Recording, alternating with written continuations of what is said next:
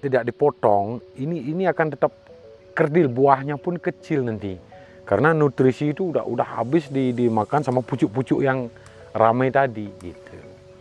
Oh, tujuannya agar nutrisi itu fokus ke buah. Iya, benar sekali. Kenapa kita melakukan pruning, pemotongan ke pucuk-pucuk air tadi, yaitu biar nutrisinya penuh ke buah dan pucuk yang kita pelihara. Tidak usah repot melakukan pencampuran, karena dari alat tadi dan sensor ini sudah melakukan sendiri. Jadi kalau kita melakukan penyiraman, kalau seandainya nutrisinya tidak pas, mesin tidak mau jalan, karena sensor mengirim sinyal ke IoT tadi. Kalau seandainya takaran sudah lengkap, sudah pas dengan yang kita tulis, baru dia mau disuplai ke tanaman. Ya, kenapa kita harus tetap memakai pestisida ataupun fungisidanya organik, yaitu karena resiko ya.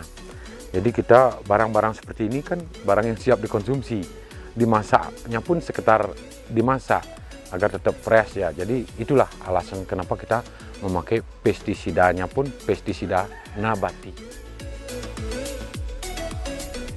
Setelah di episode pertama kita melihat langsung tata kelola budidaya paprika secara umum di greenhouse milik Kadek Melon di Banjar Mundu Andong, Desa Bangli, Baturiti Tabanan. Di episode kedua ini kami kembali mengajak Anda untuk belajar lebih detail tentang teknik budidaya paprika agar menghasilkan produktivitas yang maksimal. Paprika sebagai sayuran sultan memerlukan perawatan yang cukup teliti agar bisa menghasilkan panen yang melimpah. Nah, di edisi ini kita akan kembali menemui Kadek Melon untuk menyerap ilmu perawatan paprika, mulai dari penyiapan media tanam, perawatan bibit, pruning, penanggulangan hama dan penyakit hingga panen.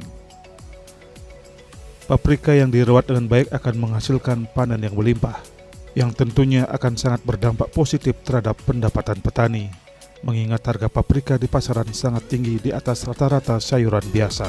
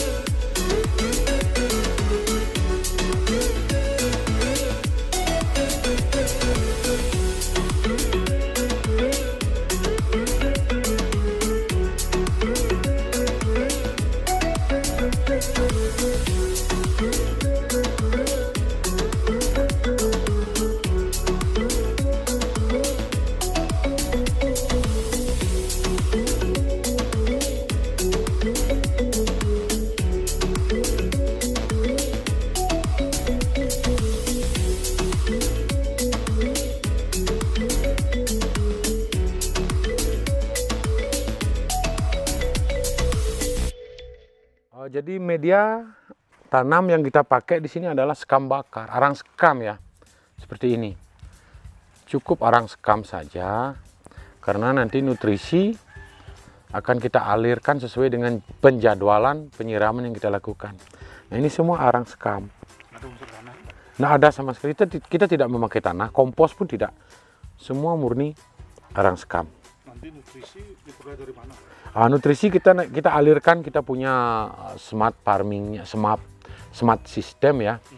Nanti kita bisa kendalikan dari HP untuk penyiraman ya, termasuk secara manual. Tetapi kalau kita sudah bikin schedule dengan sistem otomatis, jadi alat itu akan berfungsi sesuai dengan jadwal yang kita tentukan di angka jamnya. Pupuk itu dalam bentuk cair dialirkan dalam penyiraman. Iya, benar sekali. Kita bikin nutrisi ya, nutrisi cair agar langsung diserap oleh akar. Nutrisi itu akan langsung ke media tanam, dan di media tanam itu akar tumbuh dengan bebas dan diserap oleh tanam itu sendiri. Oke, dan ini dripnya, nanti begitu dihidupkan dia akan menetes mengeluarkan air. Ya, kita tunjukkan alatnya. Lalu. Jadi kita nutrisi yang kita pakai di sini ada dua, ada A dan B kan gitu ya. A dan B. Jadi kita tidak usah repot melakukan pencampuran, karena dari alat tadi dan sensor ini sudah melakukan sendiri. Jadi kalau kita melakukan penyiraman, Kalau seandainya nutrisinya tidak pas, mesin tidak mau jalan karena sensor mengirim sinyal ke IoT tadi. Kalau seandainya takaran sudah lengkap, sudah pas dengan yang kita tulis, baru dia mau disuplai ke tanaman. Itu Pak, campurannya apa? Ini kita khusus nutrisi yang toleransi ya. Kita sudah ada ambang dan kita pun sudah melakukan tes di lapangan langsung. Kita masukkan ke cebong dan kecebong itu tidak mati. Di dalam sini ada katak dan ada kecebong. Nah itu yang kita uji coba. Kalau kecebong tidak mati berarti itu menurut saya berarti itu masih aman untuk dikonsumsi. Karena menurut yang sendiri kecebong itu adalah makhluk yang paling lemah. Sedikit aja kontaminasi dia mati. Tetapi kalau di sini kecebong tidak mati sampai jadi katak dan makan bertelur. Nah itu yang menjawab bagi Tiang sendiri masih aman untuk dikonsumsi secara langsung. Pak, ramuan ini organik itu Pak ya? Bukan full organik, tetapi kita sudah mencampur dengan air, jadi takarnya sangat rendah sekali. Ya, takar kimianya sudah ada toleransi dan aman dikonsumsi. Kalau untuk penyemprotan tadi full kita memakai organik, pupuk buahan sendiri. Ya.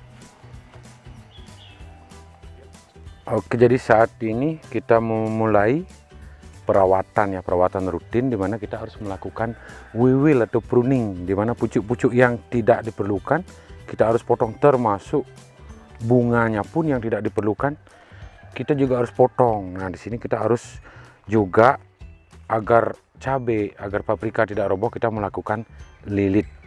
Nah, jadi disangkutkan saja. Caranya sangat gampang ya untuk petani pemula, tentunya ini sangat menarik karena pekerjaan ini menyenangkan. Demikian terus tujuan pemilahan itu apa? Nah, tujuan daripada kita melakukan pemotongan, pruning, wiwil itu adalah untuk memaksimalkan pucuk mana yang akan kita pelihara. Kalau seandainya nanti pucuknya banyak, dia akan kecil. Nah di sini kita udah lakukan pemotongan, jadi dia akan tumbuh tinggi, terus kita pelihara batang pokoknya. Kalau batang-batang air, ya bisa dibilang batang air itu kita harus potong agar tidak mengganggu pertumbuhan daripada pucuk utama yang kita akan pelihara. Pucuk itu nanti akan mengeluarkan bunga lagi? Seperti ya, benar sekali, nanti pucuk-pucuk ini akan tetap mengeluarkan bunga seperti di sini udah kita bisa lihat. Ini step pertamanya sudah ada, di step kedua ini ada, nanti kurang lebih 3-4 buah akan muncul lagi buah calon bakal buah baru nanti ke atas. Ya mudah-mudahan ini selamat biar bisa nanti ketinggiannya kurang lebih 3-4 meter. Ya. Kalau tidak dipotong misalkan gimana akibatnya? Nah kalau tidak dipotong, ini akan tetap kerdil, buahnya pun kecil nanti. Karena nutrisi itu udah habis dimakan sama pucuk-pucuk yang ramai tadi gitu. Oh, tujuannya agar nutrisi itu fokus ke buah. Iya benar sekali. Kenapa kita melakukan pruning, pemotongan ke pucuk-pucuk air tadi, yaitu biar nutrisinya penuh ke buah dan pucuk yang kita pelihara. Di umur berapa dilakukan pruning, Pak? Jadi untuk pruning pemotongan pucuk itu kita sudah lakukan dari berumur kurang lebih 1 bulan. Di 4 minggu kita sudah mulai melihat, kita pelihara ada cabang 2. Nah seperti ini bisa dilihat, kita hanya memelihara 2 saja.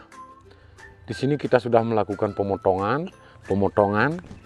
Nah itu kita tetap prioritaskan 2 pucuk, dua cabang ya. Begitu nanti biar ada keseimbangan. Kalau 1 batang sebenarnya tidak apa-apa, cuman terlalu sedikit kita dapat hasil nanti. Kalau sudah kita sisakan 2 batang, jadi otomatis kita hasilnya lebih banyak. Itu yang di pruning termasuk bunganya itu, Pak? Ya saat pemruning itu benar sekali. Makanya saya tadi sempat bilang, karena bertani tanaman seperti ini kita bermain di hati dan otak. Kalau dengan hati kita akan sayang, kasihan motongnya. Tapi kalau sudah bermain akal, biar kita dapat hasil maksimal, sampai bunganya pun kita potong biar tidak mengganggu bakal buah yang lain. Jadi kita fokus di pucuk yang akan kita biarkan dan pelihara.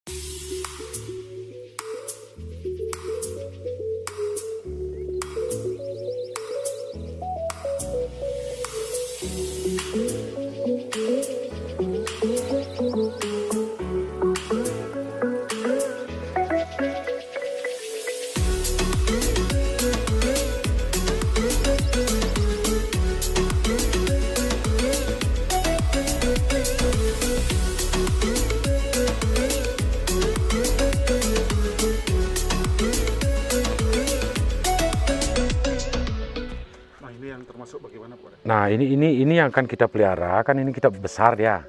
Nah ini yang kita pruning. Nah ini kita potong. Nah, itu bagian apanya? Itu pucuk air, termasuk pucuk air. Dan di sini juga ada seperti ini. Nah ini kan ada bunganya. Bunganya pun kita potong karena kita akan menyisakan 3 daun, 1, 2, 3 dan itu sudah ada. Berarti ini juga harus dipotong. Sekalipun ada bunganya, tetap kita potong. Nah seperti ini juga. Ini ada bunga, kita potong juga. Dan bunga-bunga yang double, kadang-kadang ada double seperti ini, kita harus buang 1. Nah ini ada bakal buah dan ada bunga. Ini pun kita potong biar buah ini tidak terganggu nanti. Ini akan kita fokuskan, ini akan kita pelihara. Idealnya dalam satu cabang itu ada berapa buah nanti, Pak? Kalau biasanya kita tetap memelihara 2 ya, kiri kanan itu ada di seperti ini, ada 2 kan, kita biarkan. Dan di cabang berikutnya juga akan ada ini seperti 2. Jadi kita otomatis sudah punya paling tidak itu hampir 1 kilo kita setiap step itu dalam satu pohon. Seperti yang sudah ada, seperti nah ini contohnya. Jadi kalau seperti ini kita sudah dapat 1 kilo. Di step berikutnya nanti mudah-mudahan juga 1 kilo lagi, 1 kilo lagi. Nah itu, jadi kita punya target untuk paprika paling tidak 1 batang itu 4 kilo. Itu bertahap ini? Ya, itu ada tahapannya. Ini namanya step ya. Step pertama 2 ruas kosong, udah step ketiga. Ini juga akan keluar bunga lagi. Nah seperti ini mungkin bisa diperlihatkan. Ini mungkin lebih dari 1 kilo nanti dia. Ini ada 1, 2, 3, 4 malah. Dan di step berikutnya nanti akan ada lagi 4. Makanya kita punya target 1 batang itu 4 kilo lebih. Ya.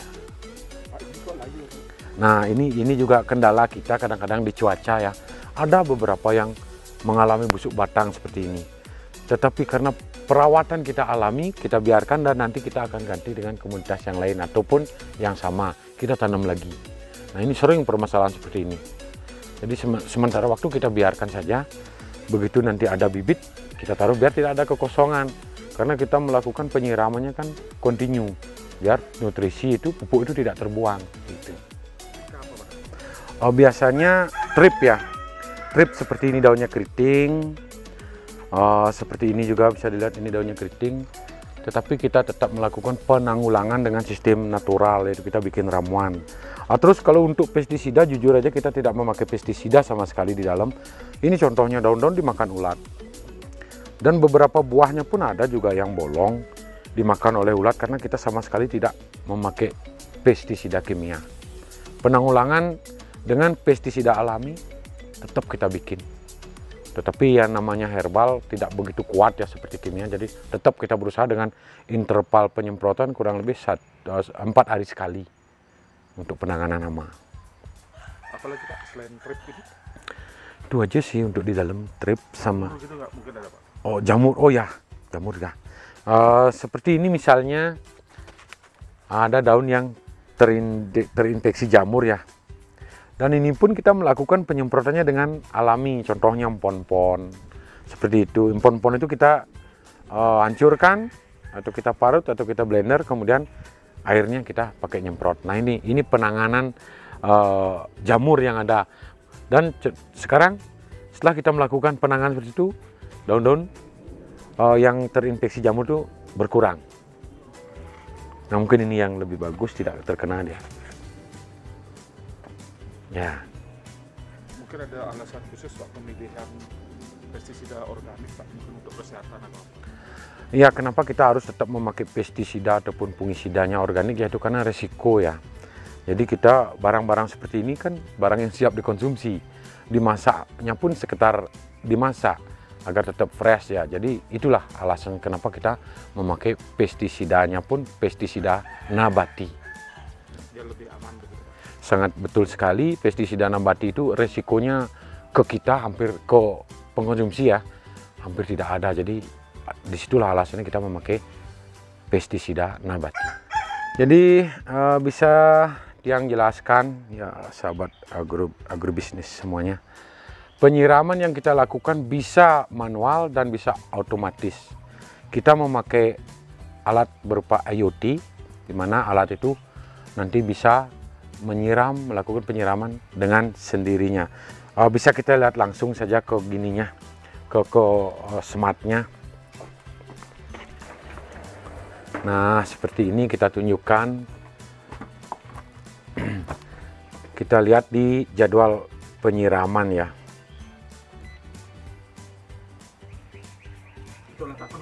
Smart farmingnya, misalnya kita melakukan penyiraman sekarang bisa nah ini yang manual kita pakai.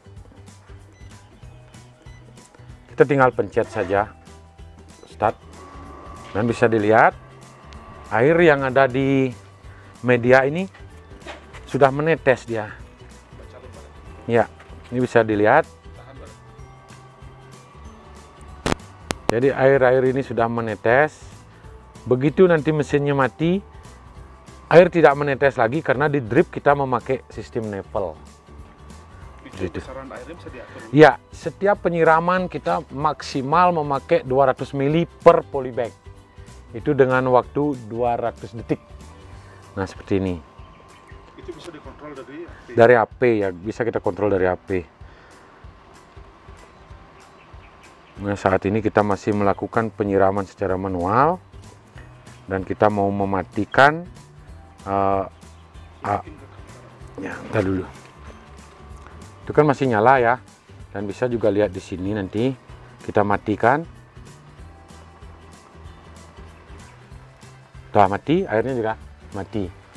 Jadi bertani itu bisa lewat HP. Itu. Pak, smart farming ini apa aja kelebihannya? Jadi kelebihan daripada smart farming itu sangat banyak.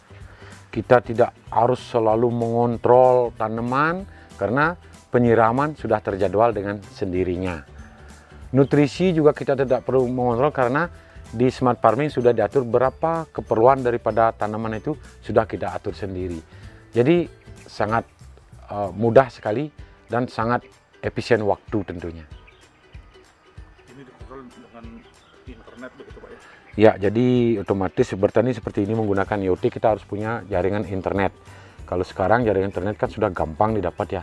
Dengan modem, dengan HP, data yang penting sudah ada kuota kita sudah bisa melakukan pertanian smart farming. Dari jauh bisa kita nyiram gitu ya? Iya, kalau sudah memakai IoT seperti yang kita pakai di sini, dari luar negeri pun kita masih bisa. Yang penting jalur internet, jaringan internet masih tetap ada, dari manapun kita bisa mengontrol pertanian yang kita kembangkan. Jadi ini kita siap panen ya untuk buah paprika. Kita sudah mencapai di 2 bulan. 2 bulan 60 hari ya kita sudah siap panen. Jadi adapun teknik pemanennya sangat sederhana. Kita tinggal siapkan pisau, dipotong sedikit. Sudah. Ini lagi.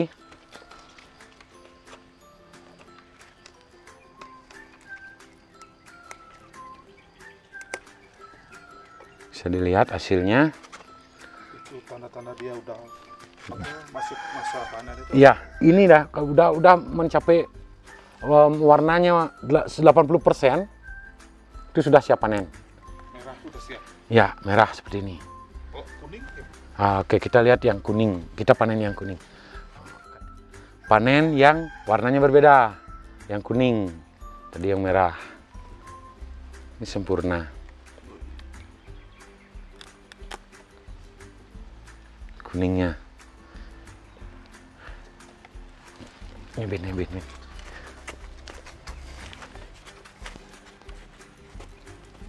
Tinggal dipotong sedikit. Dah, putus dia. Nah. Kuning. Varietas atau sama? Ini sama, varietasnya sama. Kita pakai bibitnya bibit import ya, Dutch genetik dari Belanda. Hasilnya luar biasa. Paprika. Jadi alat-alat yang dibutuhkan untuk panen ya keranjang, pisau gitu aja sudah. Oke.